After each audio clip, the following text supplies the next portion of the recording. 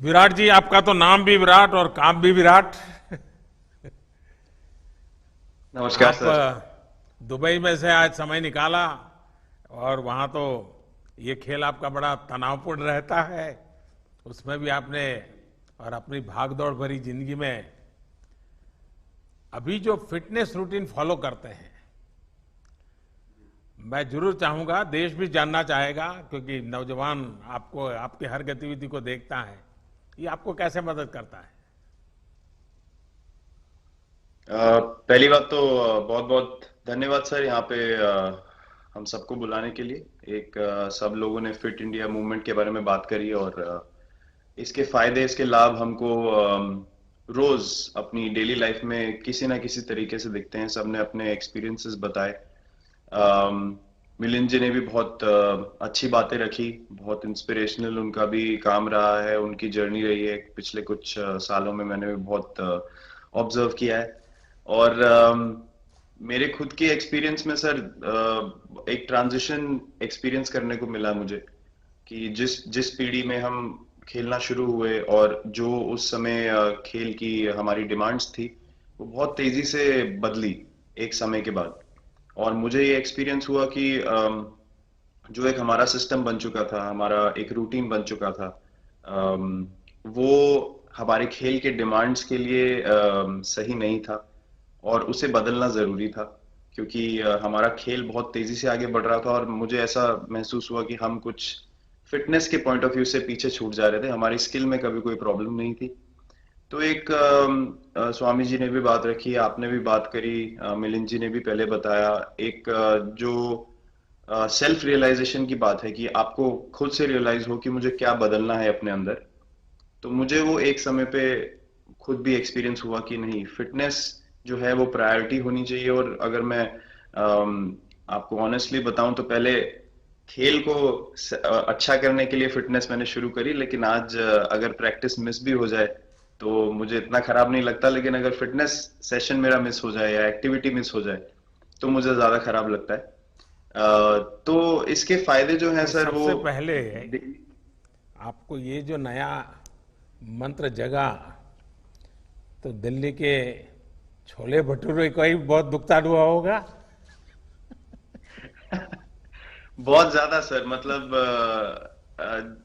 जो अभी हमने थोड़ी देर पहले बात करी कि हमारा जो नेटिव डाइट है, एक जिस रीजन से हम आते हैं उसका जो हम वो खाते हैं, उससे कभी मैंने कभी एक्सपीरियंस नहीं किया कि हेल्थ इश्यूज हुए हो या किसी को कोई बीमारियों का सामना करना पड़ा हो। मेरी खुद के एक्सपीरियंस में मेरी नानी, मैंने बहुत समय तक देखा, इतनी ज्यादा उम्र में भी उनकी हेल्थ हमेशा ठीक रही। हमेशा उन्होंने घर का सिंपल खाना खाया। तो मैं जब पला बड़ा तो शहरी खाना, मतलब बहुत ज्यादा बाहर का खाना होता था। खेलने कूदने जाते थे तो आते जाते बहुत सारी चीजें ऐसी खा ली कि जो हेल्थ पॉइंट ऑफ व्यू से अच्छी नहीं है। तो डाइट का भी एक बहुत बड़ा कंट्रीब्यूशन था, जो डिसिप्लिन नहीं था। तो वो फिटनेस, फिजिकल फिटनेस और डाइट दोनों चेंज करना पड़ा सर। उसकी वजह से ही चेंजेस आने शुरू हुए। और मैं इस चीज से इसलिए रिलेट कर पाता हूँ क्योंकि जैसे हमारे खेल में चेंजेस आए, आज की लाइफ की भी डिमांड्स बहुत ज्यादा हो गई हैं, बहुत हेक्टिक हो गई है लाइफ। तो अगर हम अपनी फिटनेस को उस पेस के साथ नहीं रखेंगे, सिंक में नहीं रखेंगे, तो हम पीछे छूटते चले जाएंगे। तो अगर हम लोग अपनी फिटनेस को नहीं इंप्रूव करते तो हमारे खेल में भी आज हम बहुत पीछे छूटते चले जाते। क्योंकि आप सिर्फ अपनी स्किल पे डिपेंड नहीं कर सकते। आपका जो मेंटल स्ट्रेंथ है, वो आपका शरीर कितना तंदुरुस्त है और आपका दिमाग कितना तंदुरुस्त है, उस दोनों का एक कॉम्बिनेशन साथ में चलता है। तो अगर मेरा शरीर सपोर्ट नहीं कर रहा है जो मेरा दिमाग सोच रहा है, तो मैं जो करना चाहता हूँ मैं नहीं कर पाऊंगा। तो आपके मुझे छोटे सामने छोटे कैलोरी चेंजेस। कम करने का भी तो चैलेंज रहता होगा और इतना बड़ा काम करने का भी चैलेंज रहता होगा। उसको कैसे हैंडल करते हैं। सर मैंने अभी जो अपने अनुभव में मैंने ये चीज एक्सपीरियंस करी है वो ये है कि खाने के बीच में समय देना बहुत जरूरी है। हम लोग बहुत बार खाते हैं और फिर बड़ी मील के बाद वो छोटा पोटा खाते चले जाते हैं पूरा दिन। तो वो जो हमारा सिस्टम है, उसको कहीं प्रोसेस करने का मौका ही नहीं मिलता खाने को, और रात तक हम खाते चले जाते हैं। तो मैं जब छोटा भी था तो 11:30 12 बजे डिनर हो रहा है, उसके बाद मीठा खा के एकदम सो गए। कुछ एक्टिविटी नहीं, कुछ उसके बाद वॉक नहीं। तो आई थिंक ये छोटी छोटी चीजें जो है जो बहुत मैटर करती हैं कि आप अपने अंदर के सिस्टम को भी कितना समय दे रहे हैं उस खाने को प्रोसेस करने के लिए जो आप खा रहे हैं। तो उसके लिए अवेयरनेस बहुत जरूरी है कि आप किस वजह से कर रहे हैं। आप अपने आप को ओवरऑल फिट रखने के लिए कर रहे हैं या फिर सिर्फ वेट लॉस के लिए कर रहे हैं, जैसे अभी रुजुता जी ने बोला। तो प्रायोरिटी बहुत जरूरी है अपने दिमाग में कि आप आपकी इंटेंशन ठीक होनी चाहिए, फिर अकॉर्डिंगली आपके रिजल्ट्स भी वैसे ही आएंगे बाहर। मैंने सुना है कि इन दिनों टीम के लिए एक योयो टेस्ट हो रहा है। क्या ये कैप्टन को भी ये योयो टेस्ट करवाना पड़ता है कि आपको छुट्टी होती है? और योयो टेस्ट होता क्या है, क्या क्या क्या करना पड़ता है?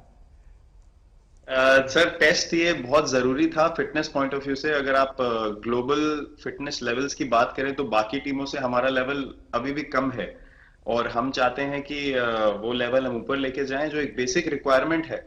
आज की डेट में हम लोग फोकस करते हैं कि जैसे T20 मैच हो गया या वनडे मैच हो गया, वो एक दिन में खत्म हो जाता है।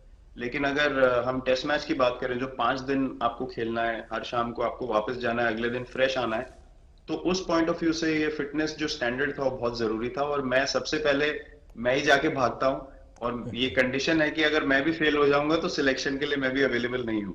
तो आई थिंक ये सिस्टम और ये कल्चर सेट करना बहुत जरूरी होता है। और उससे क्या होता है सर, ओवरऑल एक जो फिटनेस लेवल है टीम का बढ़ेगा। जैसे टेस्ट क्रिकेट में हमारा बहुत बार होता है कि आप थके हुए हैं, तीसरे दिन आके आपको, जैसे हमारे फास्ट बॉलर्स हैं आज की डेट में, वो दुनिया में सबसे ऊपर है, तो उनको अगर दूसरे तीसरे चौथे दिन आके वो एफर्ट डालना है फील्ड पे, तो वो डाल सकते हैं। पहले क्या होता था, स्किल हमारे पास हमेशा से रही है, लेकिन शायद जो मैंने आपको बोला वो ट्रांजिशन मैंने जो एक्सपीरियंस किया, हम लोग वो जरूरी समय जो आता है जहाँ पे शरीर थक जाता है और टीम को आपकी जरूरत है, वहां पे परफॉर्मेंस जो है हमारी डिप हो जाती थी और दूसरी टीम जीत जाती थी।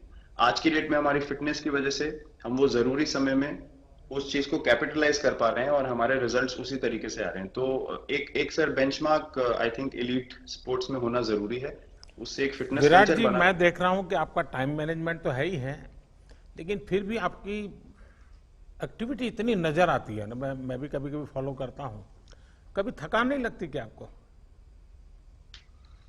सर, थकान, अगर मैं ऑनेस्टली आपको बोलूं, थकान हर किसी को होती है। अगर आप फिजिकल एफर्ट करेंगे तो थकान होगी, लेकिन अगर आपका लाइफस्टाइल अच्छा है, अगर आप खा अच्छा रहे हैं, अगर आप फिटनेस रेगुलरली कर रहे हैं, आपकी रिकवरी अच्छी है, तो आपकी स्लीप अच्छी है, स्लीप पैटर्न्स अच्छे हैं, तो आपकी रिकवरी तेज होगी।